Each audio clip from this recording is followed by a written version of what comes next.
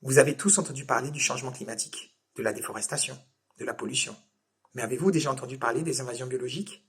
Pourtant, les espèces exotiques envahissantes sont autant, voire plus problématiques.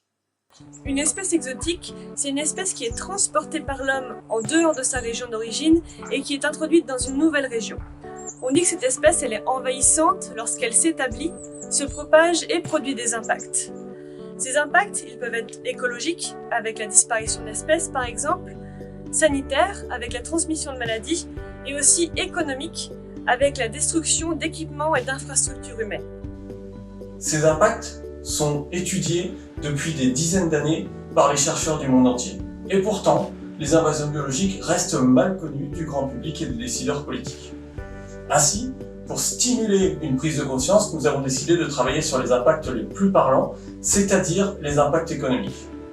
Pour cela, nous avons compilé pendant plusieurs années l'ensemble des données existant dans la littérature scientifique dans une grande base de données que nous avons standardisée et analysée avec des modèles statistiques.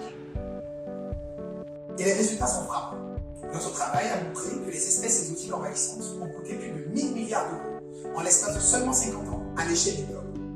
Nos analyses ont également permis de prédire que ces coûts pourraient dépasser les 160 milliards d'euros pour la seule année 2017, une somme largement supérieure au budget combiné de l'OMS et de l'ONU cette même année.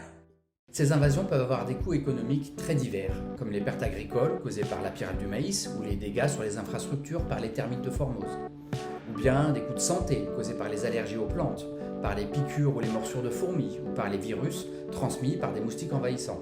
Ces coûts peuvent aussi être des dépenses pour éviter ou limiter les invasions, avec des programmes de surveillance, de contrôle ou d'éradication.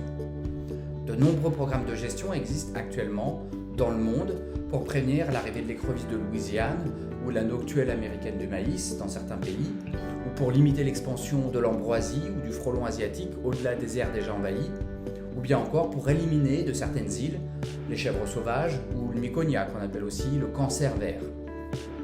Au final, il est donc crucial de mettre en place des stratégies de prévention efficaces à l'échelle internationale pour parvenir à limiter au maximum tous ces coûts.